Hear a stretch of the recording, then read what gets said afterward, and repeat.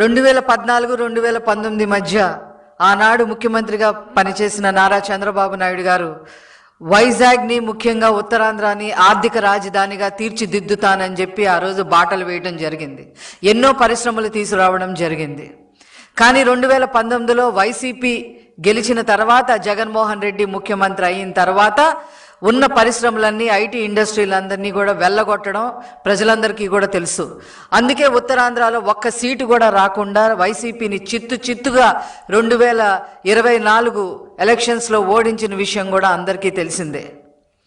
ఇప్పుడు గెలిచిన తర్వాత ఐటీ శాఖ మంత్రులుగా నారా లోకేష్ గారు వైజాగ్ని ముఖ్యంగా ఉత్తరాంధ్రాని ఆర్థిక రాజధానిగా తీర్చిదిద్దడం కోసం 5 లక్షల ఉద్యోగాలే కల్పనగా ఒక సంకల్పం చేసుకొని ఈరోజు పెద్ద మల్టీనేషనల్ కంపెనీస్, ఇంటర్నేషనల్ కంపెనీలు, లోకల్ కంపెనీలు, ఇలాగ అనేక రకాలుగా మరి కంపెనీలు తీసుకొచ్చి 5 లక్షల ఉద్యోగాలు కల్పన చెయ్యాలి అనే దృఢ సంకల్పంతో ఉంటే వైసీపీ విషం కక్కుతా ఉంది.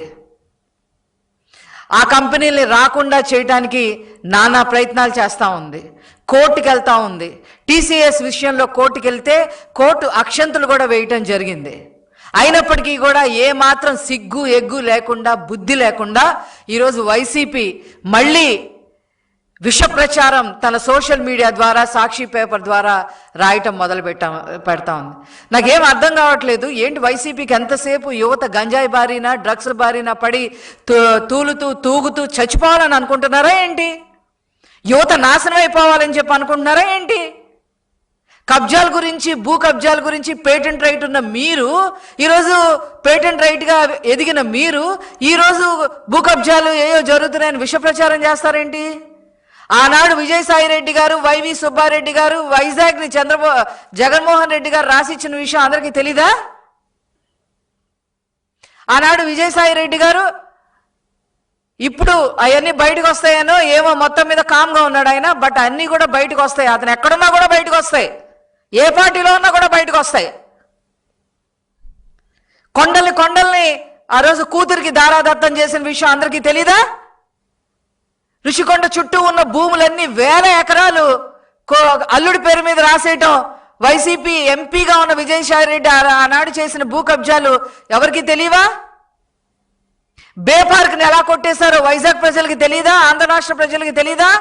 దస్పదుల భూముల మీద ఎంత రాజకీయం చేశారో రాష్ట్రం మొత్తం తెలుసు కదా. ఋషికొండల ఎందుకు పనికిరాని ప్యాలెస్, ఈరోజు ప్యాలెస్ లాంటి ఇల్లుని కట్టించుకున్నాడు ఈ జగన్మోహన్ రెడ్డి. 500 కోట్లు దారాదత్తం చేశారు.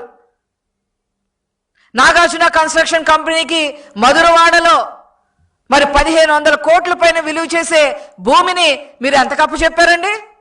100 కోట్లు కూడా చేయదు. ఆర్కే బీచ్ దగ్గర నుంచి భీమిలీ వరకు మరి అప్పుడు మంత్రిగా ఉన్న అవంతి శ్రీనివాసరావు భీమిలీలో ఎన్ని భూములు కొట్టేశాడండి? ఎన్సీసీ విషయంలో మరి మంత్రి కొట్టు సత్యనారాయణ వాటాలు ఎంతండి? మీ సిట్టింగ్ ఎంపీ ఎంవీపీ సత్యనారాయణ గారి ఆ రోజు మీ సిట్టింగ్ ఎంపీను, ఒక రాజ్యసభ ఎంపీ, ఒక లోక్సభ ఎంపీ భూముల కోసం కొట్టుకు సస్తా ఉంటే, కొట్టుకు చావడమే కాకుండా ఫ్యామిలీలు కిడ్నాపులు చేసుకున్న పరిస్థితి ఎవరికి గుర్తులేదనుకుంటున్నారా? ఏంటి మీకు నిద్ర పట్టట్లేదా వైసీపీకి? కాగ్నిజెంట్ ఎలా వచ్చింది, దాన్ని ఏ రకంగా తరిమి కొట్టాలి? టీసీఎస్ ఎలా తీసుకొచ్చారు లోకేష్ గారు, దాన్ని ఎలా తరిమి కొట్టాలి? గూగుల్ డేటా సెంటర్ ఎలా వస్తుంది, దాన్ని ఎలా ఎల్లగొట్టాలి? ఎలా కేసులు వేయాలి? ఇదా ప్రజాస్వామ్యంలో ఉండి ప్రజాస్వామ్యాన్ని బతికిస్తామని చెప్పి ఒక పొలిటికల్ పార్టీని పెట్టుకుని మీ కేసులు మాఫీ కోసం మీ పొలిటికల్ పార్టీని పెట్టి మీరు చేసే పనులు? వీలైతే హర్షించాలి, లేదా మూసుకొని కూర్చోవాలి. ఏంటి పనులు? ఇష్టం వచ్చినట్టుగా చేయటం ఏంటి? సోషల్ మీడియాలో విష ప్రచారాలు ఏంటి?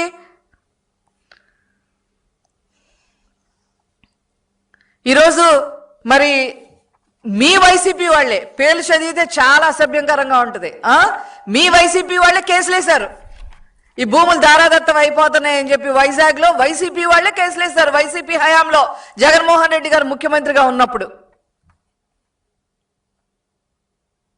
ఈరోజు ఒక 5 లక్షల ఉద్యోగాల కల్పన కోసం నానా తంటాలు పడతా, కంపెనీల చుట్టూ తిరుగుతా, నారా లోకేష్ గారు ఎంత శ్రమిస్తున్నారో ఆ శ్రమని గుర్తించకపోగా బురద జల్లే ప్రయత్నం చేస్తారా? మీ హయాంలో బీ శాండ్ ఎక్కడ పోయింది? మోనోసైట్ ఎక్కడ పోయినాయి? బాక్సైట్ కొట్టేయడానికి మీరు ఏజెన్సీ ఏరియాలో రోడ్లు వేయడానికి మ్యాప్లు వేసిన విషయం ఎవరికి గుర్తులేదా? లాటరైట్ బాక్సైట్లు భారతీయ సిమెంట్లు పంపడానికి తరలించడానికి మీరు ఎంత ప్రయత్నాలు చేశారు? ఇవన్నీ ప్రజలకి గుర్తులేమనుకుంటున్నారా? మీ హయాంలో ఎక్కడ చూసిన అక్రమాలు, అరాచకాలు, అవినీతి, ఎక్కడ చూసిన 3D. ఆ 3D ఏంటి అంటే దందాలు, దౌర్జన్యాలు, దోపిడీలు. దందాలు, దౌర్జన్యాలు, దోపిడీలు, అవినీతి, అక్రమాలు, అరాచకాలు. జగన్మోహన్ రెడ్డి గారు ఈ 6 సూత్రాలని పాటించారు. 6 సూత్రాలని పాటించి ఆంధ్ర రాష్ట్రాన్ని అధోగతి పాలు చేయడమే కాకుండా పెట్టుబడిదారుడు ఆంధ్రాకి రావాలంటే మాకెందుకు వచ్చింది అని చెప్పి పక్కకి వెళ్ళిపోయే పరిస్థితి తీసుకొచ్చారు. మీ దోపిడీకి తట్టుకోలేక, మీ వాటాలు ఇవ్వమని అడిగేదానికి తట్టుకోలేక అమర్ రాజా బ్యాటరీస్ ఎలా వెళ్ళిపోయింది హైదరాబాద్కి, ఇన్ఫోటెక్ కంపెనీలు ఎలా బెంగళూరు వెళ్ళిపోయినాయి, కియా మోటార్స్ అనుబంధ సంస్థ ఎలా చెన్నై వెళ్ళిపోయినాయి, లూలు కంపెనీ ఎలా వెనక్కి వెళ్ళిపోయింది అన్నాడు. ఇవన్నీ మీకు గుర్తులేవేమో కానీ ప్రజలకి గుర్తున్నాయని చెప్పి ఈ సందర్భంగా తెలియజేస్తా ఉన్నా. కార్తీక వన భూములు ఎలా దారదత్తం చేశారండి? ఆర్కే బీచ్ దగ్గర నుంచి భీమిలి బీచ్ వరకు ఒక్క సెంటు స్థలమైనా వదిలిపెట్టారా ఆక్రమించకుండా? మీరు ఈరోజు భూముల గురించి మాట్లాడతారా? నవ్విపోతారు. ఇట్లాంటి మీరు ఎన్ని ప్రచారాలు, విష ప్రచారాలు చేసినా అక్కడ ఉన్నది ఎవరో తెలుసా? ముఖ్యమంత్రిగా నారా చంద్రబాబు నాయుడు గారు, ఐటీ శాఖ అమాత్యులుగా నారా లోకేష్ గారు ఉన్నారు. మీ తరం కాదు, మీరేం చేసినా మీ తరం కాదు. ఆపటం అనేది, అభివృద్ధి ఆపటం అనేది తరం కాదు. 18 నెలలు పట్టింది అందరికీ, వాళ్ళందరినీ ఒప్పించి ఈజ్ ఆఫ్ డూయింగ్ బిజినెస్ని స్పీడ్ ఆఫ్ డూయింగ్ బిజినెస్గా మార్చి ఈరోజు వాళ్ళందరికీ కూడా, పెట్టుబడిదారులందరికీ కూడా వాళ్ళని మరి వాళ్ళకి ఏవైతే అవసరాలు ఉన్నాయో అవన్నీ కూడా, ఇన్ఫ్రాస్ట్రక్చర్కి సంబంధించి ఏ అవసరాలు ఉన్నాయో అవన్నీ కూడా ఫుల్ఫిల్ చేయడానికి గవర్నమెంట్ ఒప్పుకొని ముందుకొచ్చి ఈరోజు పెట్టుబడిదారులను తీసుకొచ్చి అక్కడ ఐటీ కంపెనీలు పెట్టడమే కాకుండా 5 లక్షల ఉద్యోగాలు కల్పిస్తూ ఉంటే ఈరోజు ఇలా విష ప్రచారం చేయటం అనేది కరెక్ట్ కాదు. ముందు మీ సంగతి చూసుకోండి. ఇదే మాదిరిగా మీరు సాక్షి పేపర్లో రాస్తా ఉంటే ఇదే మాదిరిగా రోజు నిజాలు చెప్పాల్సి వస్తుంది. నేను రోజు నిజాలు చెప్పాల్సి వస్తుంది. అరే, హైకోర్టు మొట్టికాయలు వేసినా కూడా మీకు సిగ్గు రాలేదా? మీకు కోర్టులు